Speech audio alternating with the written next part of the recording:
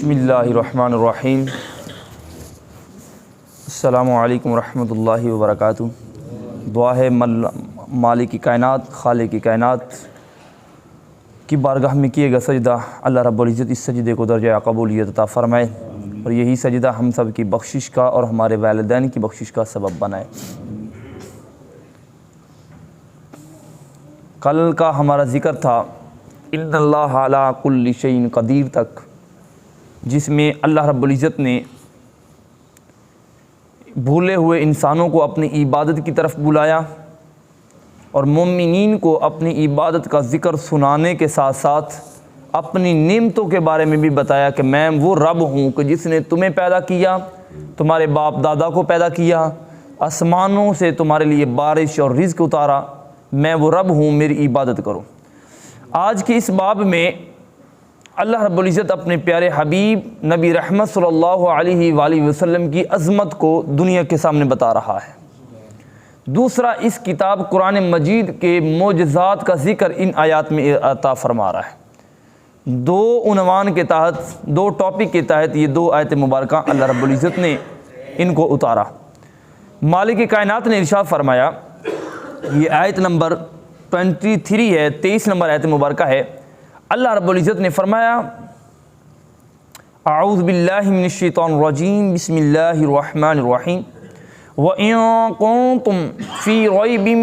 مِّمَّا نَزَّلْنَا عَلَىٰ عَبْدِنَا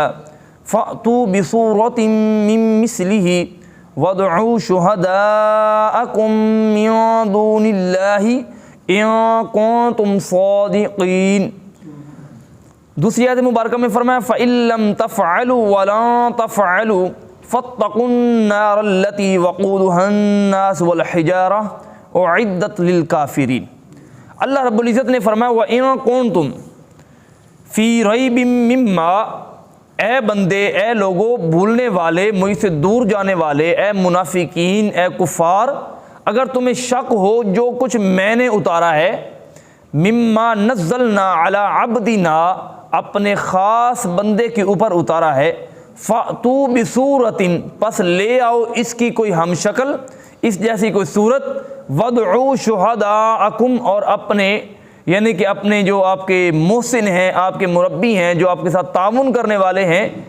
ان کو بھی تم بے شک بلا لو، من دون اللہ، جو اللہ کے سوا ہیں، ان کنتم صادقین، اگر تم اس میں سچے ہو۔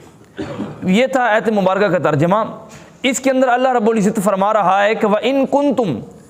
اے بندے، اے منافقو، اگر تمہیں شک ہو، فی ریب مما، جو کچھ میں نے نازل کیا، جو کچھ میں نے اتارا، مما نزلنا علی عبدنا، اپنے بندوں کے اوپر۔ اس کے یہاں پر دو ترجمے بنتے ہیں کہ ایک ترجمہ یہ بنتا ہے کہ جو میں نے کتاب قرآن مجید فرقان حمید کو اپنے آخری نبی رحمت صلی اللہ علیہ وآلہ وسلم پر اتارا ہے، اس کتاب میں تمہیں کوئی شک ہو تو اس جیسی کوئی کتاب یا ایک صورت ہی لے کے آ جاؤ۔ اللہ رب العزت نے کھلے انداز میں، پیچھے دیکھیے مالک کائنات نے بڑے پیارے انداز میں فرمایا کہ اے بھولے ہوئے لوگوں، میری طرف عبادت کرو، میری طرف جھک جاؤ، مگر یہاں پر فرما رہا ہے کہ سمجھانے کے لیے، تنبیہ کرنے کے لیے کہ میں نے تمہیں جو کچھ بھی دیا ہے وہ کائنات میں اس کا ہم شکل کوئی نہیں ہو سکتا، اس کا ہمسر کوئی نہیں ہے۔ میں نے جو کچھ بھی تمہیں دیا ہے اس میں کائنات کو اس کا ثانی نہیں ہے۔ میں نے اپنے خزانہ قدرت سے تمہیں بے شمار نعمتیں عطا فرمائی۔ دوسرا اس کا ترجمہ یہ ہے کہ وَإِن كُنتُمْ فِي رَيْبٍ مِّمَّا، جو قرآن مجید میں نے تمہیں دیا ہے، یہ کلام الہی جو تم پر اترتا ہے، اس جیسی مثال اور دنیا میں کوئی نہیں، کیوں کہ اس کلام کو میں نے اپنے بندہ خاص پر اتار دیا ہے۔ اب یہاں پر تیسری اس کا ترجمہ یہ بنتا ہے کہ جو میں نے آپ کے اوپر اپنا حبیب اتارا ہے، اپنا حبیب تم میں مبعوث فرمایا ہے، تخلیق فرمایا ہے، وَإِن كُنتُمْ فِي رَيْبٍ مِّمَّا، میرے اتارنے میں، میرے حبیب کے آنے میں، اس کے اوصاف میں، اس کی سیرت میں، اس کے کردار میں، اس کے حسن میں، اس کے کسی بھی چیز میں اگر تمہیں شک ہے، جو میں نے اپنے بندوں کے لیے اتارا، اپنے بندوں سے مراد صحابہ کرام، ان کے لیے جو میں نے اتارا، تو پھر میرے مصطفیٰ جیسا کوئی لا کے تو دکھاؤ، میرے حبیب جیسا کوئی لے کے تو آؤ۔ وہ کیسے ایک شاعر نے کہا تھا کہ کون کہتا ہے کہ آپ جیسا زمانے میں کوئی ہے، کسی ماں نے کوئی جنا ہو تو پھر ہی تو ہے، حضور نبی رحمت صلی اللہ علیہ وآلہ وسلم کے بارے میں اللہ رب العزت نے فرمایا کہ جو حبیب میں نے تم میں اتارا ہے اس کی کوئی مثال لے کے آؤ، وَادْعُوا شُهَدَاءَكُمْ، اور تم اپنے محسن کو بھی بلا لو، اپنے لوگوں کو بلا لو جو تم سے تعاون کرتے ہیں۔ شہداءکم کا مطلب یہ ہوتا ہے گواہ کا ہو جانا، تم اپنے گواہ لے کے آؤ، من دون اللہ، جو اللہ کے سوا ہیں، ان کنتم صادقین، اگر تم سچے ہو۔ اب یہاں پر اس آیت کریمہ کا شان نزول سن لیجئے، وجہ کیا تھی۔ منافقین نے، کفار نے دو طرح کی اعتراض کی ہے۔ ان نے کہا کہ اگر یہ رب کا کلام ہوتا یا خدا کا کلام ہوتا تو یہ ایک بار اتارا جاتا، بار بار یعنی کہ تھوڑا تھوڑا کر کے نہ اتارا جاتا۔ اللہ نے کتاب اتارنی تھی وہ فوراً اتار دیتا،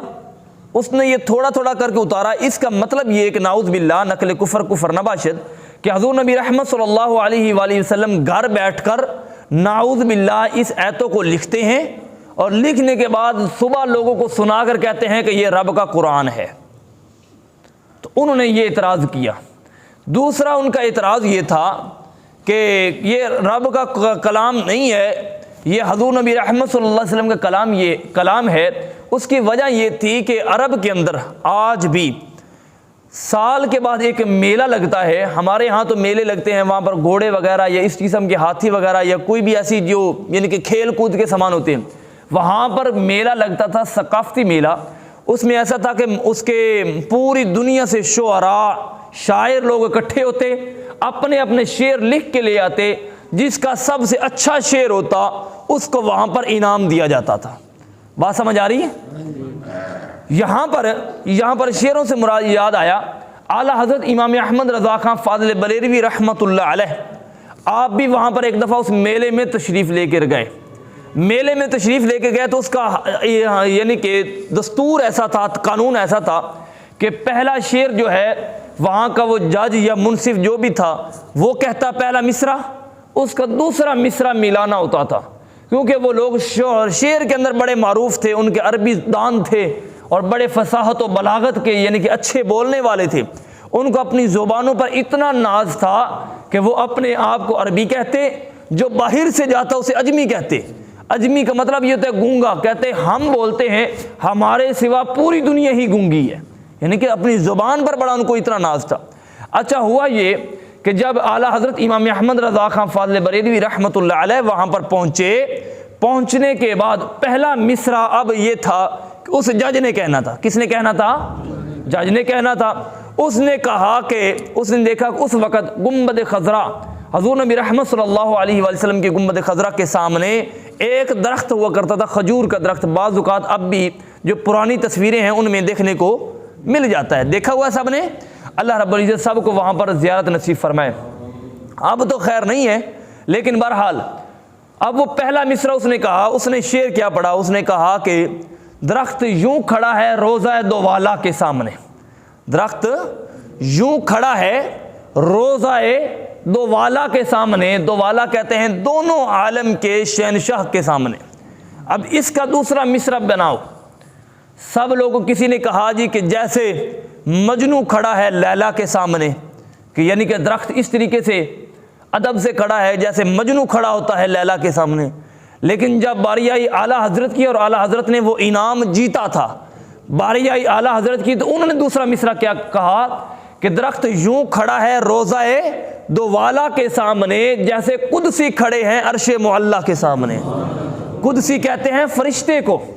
کہا کہ مجنو کون ہوتا ہے؟ مجنو تو ایک بندہ ہے، عام بندہ ہے، وہ تو ایک عورت کے عشق میں پاگل ہو گیا، بس وہ ہو گیا، تو اس جیسا تو بے وقوف کوئی نہیں، وہ تو ایک عورت کے پیچھے تھا۔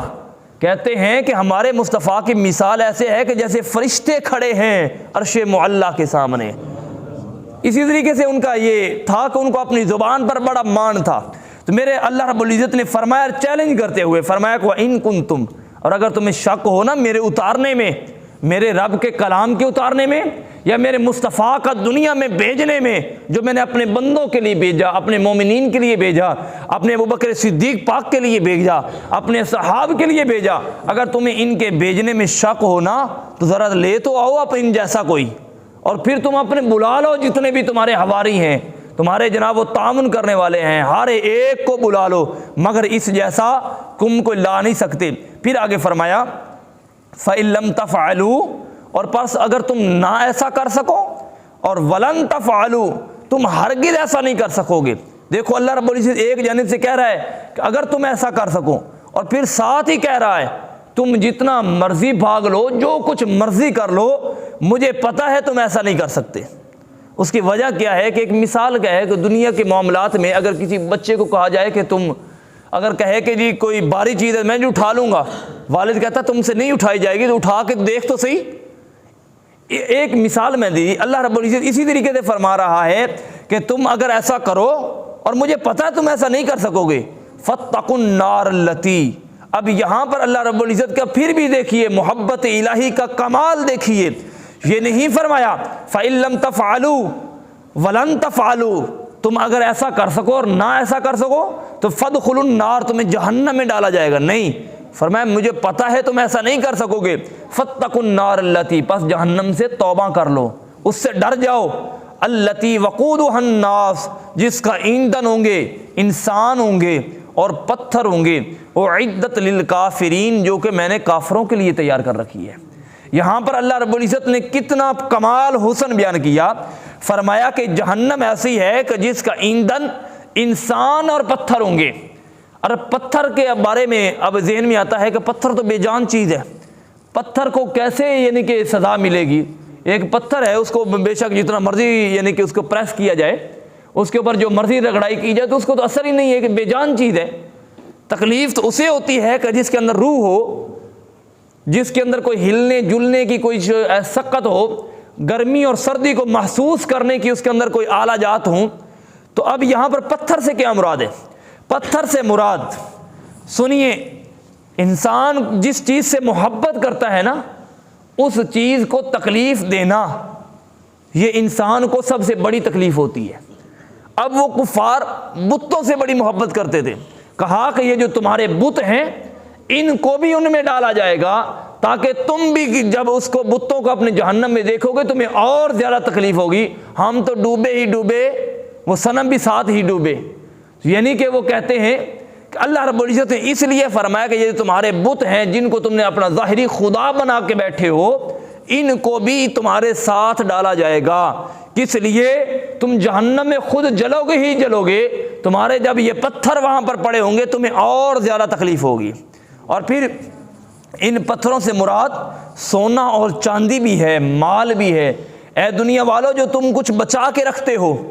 گٹ گٹ کر استعمال کرتے ہو کہ ہمیں کہیں خرچ نہ کرنا پڑ جائے، کنجوس بخیل بن جاتے ہو، کہا کہ یہ سونا اور چاندی بھی تمہارے ساتھ جہنم میں ڈالے جائیں گے، یہ مال بھی تمہارے ساتھ جہنم میں ڈالا جائے گا۔ اور پھر جب تم دیکھو گے کہ یار یہ تولہ تو میں نے بڑا مہنگا لیا تھا، یہ گاڑی میں نے بڑی مہنگی لی تھی، یہ فلاں چیز میں نے جناب اس کو بڑا پالش کر کے فلاں چیز یہ ایسے لی تھی، جیسے کہ ہمارے ہاں دنیا کی ہم چیزوں کو بعض اوقات کوئی بندے ایسے ہیں جو عزیز رکھتے ہیں، اللہ رب العزت نے فرمایا اس میں انسان کو بھی ڈالا جائے گا، تم بھی جائے گا، اور تیرے ساتھ وہ تیرا مال سونا اور چاندی بھی جائے گا۔ حدیث مبارکہ میں آتا ہے کہ بخیل بندے کے اوپر جو زکوٰۃ نہیں دیتا، اس کے اوپر وہ سونا اور چاندی اس کی پیٹھوں کو داغا جائے گا، اس کی کمر کے پہ لگایا جائے گا۔ یہ ہلکا سا لوہا گرم ہو جائے یہ بٹھی میں، اس کو ہاتھ لگانا مشکل ہوتا ہے، ہاتھ لگانا مشکل کی بلکہ ناممکن ہوتا ہے، لیکن اللہ رب العزت فرماتا ہے کہ جو ایسے لوگ ہوں گے میں کیا کروں گا، وہ سونا اور چاندی ان کی پیٹھوں کے اوپر لگایا جائے گا۔ اور فرمایا کہ اعدت للکافرین، اب یہاں پر اللہ رب العزت کو حسن دیکھیے، فرمایا کہ یہ نہیں کہا کہ اعدت النار، میں نے جہنم کو تیار کر رکھا ہے، فرمایا اعدت للکافرین، میں نے کافروں کے لیے بنایا ہے۔ میں نہیں چاہتا کہ میرے مصطفیٰ کے کلمہ پڑھنے والے اس میں جائیں، میں تو چاہتا ہوں کہ وہ بچ جائیں، میں چاہتا ہوں کہ وہ اس سے دور رہ جائیں۔ اور پھر یہاں سے یہ بھی پتہ چلا کہ مسلمان ہمیشہ ہمیشہ کے لیے جہنم میں نہیں جائیں گے، ہمیشہ ہمیشہ کے لیے کافر جائیں گے یا منافق جائیں گے، مسلمان بس تھوڑی دیر کے لیے اپنے آپ کو دھونے کے لیے جو گنہگار ہوں گے وہ جہنم میں جائیں گے۔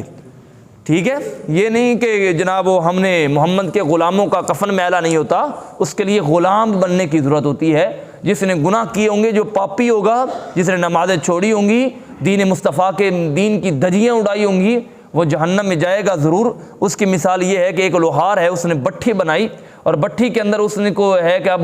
لوہا جو ہے اس کو سیدھا کرنا ہوتا ہے، لیکن بعض اوقات اس میں وہ میلا لوہا بھی ڈال دیتا ہے، چلو اس کو صاف کر دیا جائے۔ اسی طریقے سے جس کے ظاہری یا اندر کے جس کے کپڑے گندے ہوں گے نا، اللہ پاک اس کو بھی ڈال دے گا، بے شک اس نے کلمہ پڑھا ہے لیکن اس کے کپڑے گندے ہیں، لہذا اس کو تھوڑا سا صاف کر دیا جائے۔ وہ صاف اس کا کرنا بڑا مشکل ہے، یہ کوئی عام نہیں کہ جناب وہ کوئی سرف اور صابن یعنی کہ بلیچ ڈال کے صاف کر دیا، اس کا بلیچ بھی بڑا سخت ہے، اس کا صابن بھی بڑا سخت ہے، اس سے بچنا چاہیے۔ فاتقوا النار التی، ہر وقت اس جہنم سے پناہ مانگنی چاہیے۔ بہرحال کافی چیزیں ہوتی ہیں لیکن یہ ہم تھوڑا تھوڑا ترجمہ کے ہی کریں گے۔ اللہ رب العزت اس پہ بچنے کی توفیق عطا فرمائے۔ مالک